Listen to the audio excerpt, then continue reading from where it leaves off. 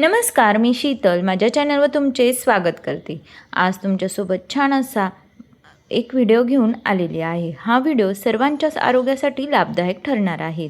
सध्या तुम्ही बघत असाल प्रत्येक रील्सवर तसेच यूट्यूबवर शॉर्ट्सवर प्रत्येक व्हिडिओमध्ये आपण बघत आहोत की भोपळ्याच्या बिया खा, सूर्यफुलाच्या बिया खा, सब्जा खा, अशा अनेक प्रकारच्या सीड्स आपल्याला खाण्यास सांगत आहे।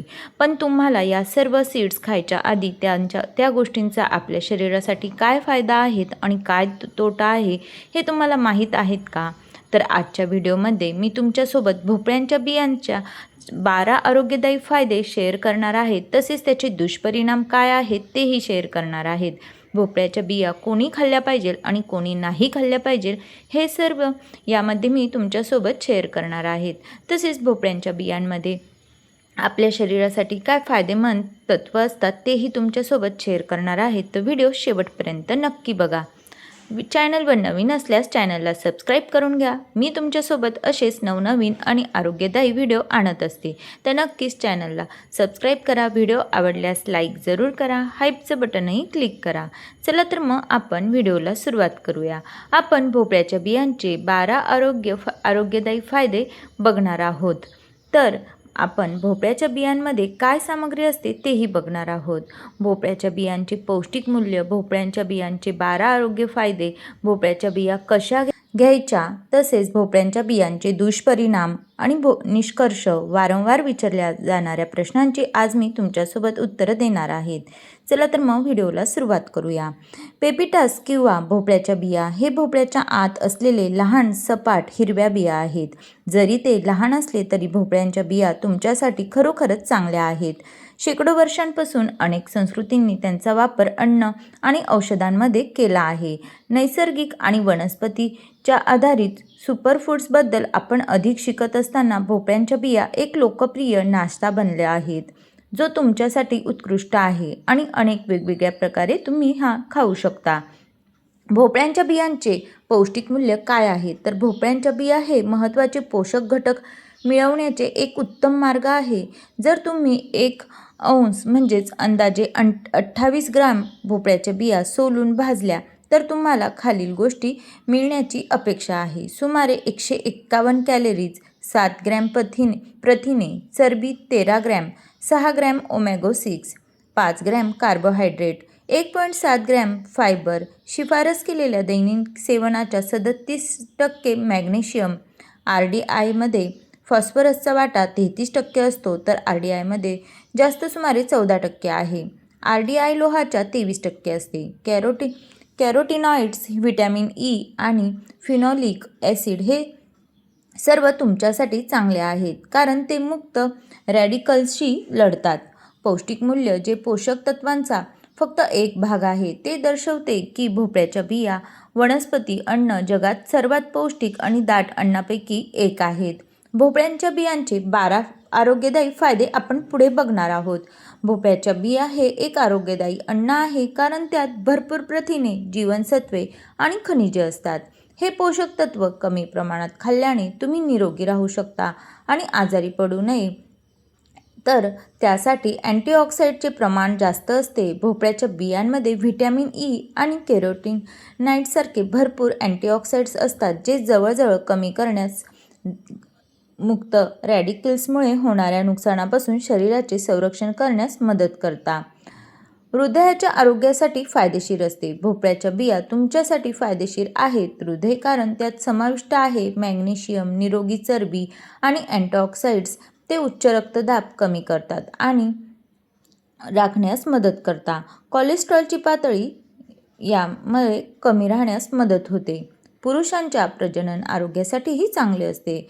अभ्यासातून असे दिसून आले आहे की भोपळ्याच्या बियांचे तेल पुरुषांच्या प्रोस्टेट आरोग्यासाठी फायदेशीर ठरू शकते आणि सौम्य प्रोस्टेट हायपरप्लासिया काही लक्षणे कमी करू शकते, जे पुरस्थ कर्करोग होण्यापासूनही वाचवते। रक्तातील साखरेची पातळी सामान्य ठेवण्यास मदत करते. भोपळ्याच्या बियांमध्ये मॅग्नेशियमचे प्रमाण जास्त असते, जे रक्तातील साखरेची पातळी नियंत्रित ठेवण्यास मदत करते. हे टाईप 2 मधुमेह असलेल्या रुग्णांना किंवा ज्यांना मधुमेह होण्याची शक्यता आहे त्यांना मदत करू शकते. रोगप्रतिकारशक्तीसाठी चांगले आहेत. भोपळ्याच्या बियांमध्ये जास्त आणि लोह मुबलक प्रमाणात असते, जे वाढवण्यास मदत करू शकते रोगप्रतिकार प्रणाली आणि तुम्हाला बरेही वाटेल. चांगली झोप येण्यासाठी मदत करते. भोपळ्याच्या बिया हे ॲमिन आल्मंड ट्रिपॉइस नैसर्गिक स्रोत आहे, जे तुम्हाला झोप येण्यास मदत करू शकते. मॅग्नेशियम तुम्हाला झोप येण्यास देखील मदत करू शकते. तुमचे वजन नियंत्रणात ठेवण्यास मदत करते. भोपळ्याच्या बियांमध्ये प्रथिने आणि फायबरचे प्रमाण जास्त असते, ज्यामुळे तुम्हाला पोट भरल्यासारखे वाटते आणि तुम्ही जास्त खाण्यापासून रोखतात, ज्यामुळे तुमचे वजन वाढू शकत नाही. मूत्राशयाचे कार्य चांगले होण्यास मदत करते. अभ्यासातून असे दिसून आले आहे की भोपळ्याच्या बियांचा अर्क लक्षणे कमी करण्यास मदत करू शकतो. अतिपरिवर्तित मूत्राशय आणि मूत्राचे कार्य चांगले करते, विशेषतः वृद्धांमध्ये. त्वचा आणि केसांसाठी चांगले. भोपळ्याच्या बियांमध्ये अँटीऑक्सिडंट्सचे ओमेगा 3 आणि झिंक भरपूर असते, जे केस आणि त्वचेला निरोगी ठेवण्यास आणि जलद वाढण्यास मदत करू शकते. हाडे मजबूत ठेवते. भोपळ्याच्या बियांमध्ये मॅग्नेशियम आणि फॉस्फरसचे प्रमाण जास्त असते, जे हाडांसाठी चांगले असतात आणि प्रतिबंध करण्यास मदत करू शकतात. अस्थिसुरक्षितता होते. परजीवन विरोधी गुणधर्म. लोक बऱ्याच काळापासून म्हणत आले आहेत की भोपळ्याच्या बिया आतड्यातील परजीवी, ज्यामध्ये गोलकृमी आणि टेपवर्क्स असते. मानसिक आरोग्य. भोपळ्याच्या बिया मॅग्नेशियम आणि ट्रिपॉइनचा चांगला स्रोत आहे, जे मूड सुधारण्यास मदत करू शकते आणि तणाव कमी, दुःखाची लक्षणे देखील कमी करू शकतात. तर भोपळ्याच्या बिया कशा घ्यायच्या? तुमच्या रोजच्या आहारात भोपळ्याच्या बियांचा समावेश करणे सोपे आहे. तुम्ही कच्च्या भोपळ्याच्या बिया नाश्ता म्हणून खाऊ शकता किंवा तुमच्या आवडत्या स्मूदीमध्ये टाकू शकता, जेणेकरून ते आणखी चांगले होईल. तुम्ही भोपळ्याच्या बिया कशाही खाल्ल्या किंवा तुमच्या आहारात जोडल्या तरी तुम्हाला त्याचे आरोग्यदायी फायदे मिळणारच आहेत. तुमच्या दैनंदिन जीवनात भोपळ्याच्या बिया वापरल्याने काही मार्ग येथे आहेत, जेणेकरून तुम्ही त्यांच्या सर्व आरोग्यदायी फायद्यांचा आनंद घेऊ शकतात. तुम्ही ते कच्चे किंवा भाजून स्नॅक्स म्हणून खाऊ शकता. सॅलड आणि सूपवर त्यावर शिंपडा, जेणेकरून त्यांना थोडासा कुरकुरीतपणा येईल.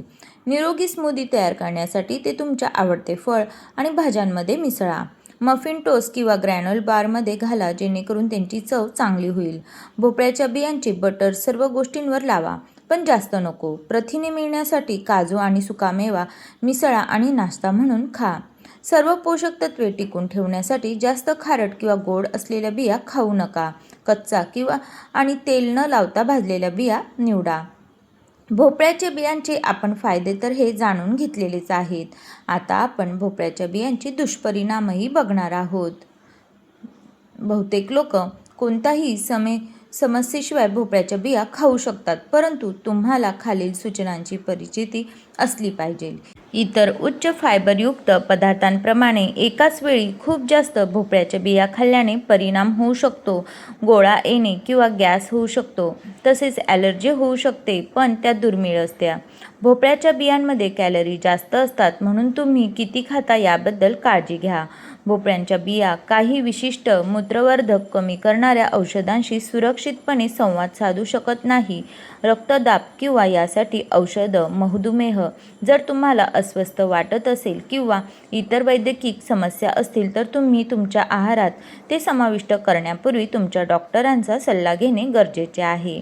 तर यातून निष्कर्ष काय निघतो, तर भोपळ्याच्या बिया हे एक सुपरफूड आहे, जे सहज उपलब्ध असते आणि शरीराच्या जवळजवळ प्रत्येक भागासाठी हृदय, हाडे, मूत्राशय आणि मधुमेह निरोगी पोषक तत्वांनी समृद्ध असते. तुमच्या आहारात भोपळ्याच्या बिया समाविष्ट केल्याने संभाव्य आरोग्य फायदे आहेत आणि सर्वात चांगली गोष्ट म्हणजे ते कच्चे असो वा भाजलेले असो, ते उत्तम चवीचे आणि सोयीस्कर असतात. तथापि तुम्ही ते कमी प्रमाणात खावे आणि जास्तीत जास्त आरोग्यदायी फायदे मिळवण्यासाठी ते काळजीपूर्वक तयारही करावे. बऱ्याचदा वारंवार विचारले जाणारे प्रश्न म्हणजे ते दररोज किती भोपळ्याच्या बिया खाव्यात? तर निरोगी राहण्यासाठी तुम्हाला फक्त एक मूठभर सुमारे 28 ग्रॅम किंवा 2 ते 3 चमचे खाणे आवश्यक आहे. भोपळ्याच्या बिया कच्च्या खाऊ शकतात का? तर हो, तुम्ही भोपळ्याच्या बिया कच्च्या खाऊ शकतात, पण त्याआधी भाजल्याने त्याची चव चांगली होईल आणि पचनाला सोपे जाईल. भोपळ्याच्या बिया मुलांसाठी आरोग्यदायी आहेत का? तर हो, वाढत्या मुलांसाठी ते जीवनसत्व आणि खनिजांचे एक उत्तम स्रोत आहे. परंतु तुम्ही त्यांना थोडेसे द्यावे जेणेकरून ते गुदमरणार नाहीत. तर अशा प्रकारे मी तुमच्यासोबत भोपळ्यांच्या बियांविषयीचे फायदे, तोटे आणि त्या कशा खावात आणि त्याचा फायदा कुणाला होऊ शकतो आणि ते किती प्रमाणात घ्यावा ह्या सर्व गोष्टींची माहिती शेअर केलेली आहे. तर तुम्ही व्हिडिओ शेवटपर्यंत नक्की बघा. तसेच तुमच्या फ्रेंड सर्कलमध्येही शेअर करा. व्हिडिओ आवडल्यास लाईक जरूर करा. अजून कुठल्या गोष्टीवर तुम्हाला व्हिडिओ बघायला आवडेल तेही तुम्ही कमेंट्स करून नक्कीच सांगू शकता. आणि चॅनलवर नवीन असल्यास चॅनलला सबस्क्राईब करून घ्या. व्हिडिओ शेवटपर्यंत बघितल्याबद्दल धन्यवाद. परत भेटू एका छानशा व्हिडिओसोबत.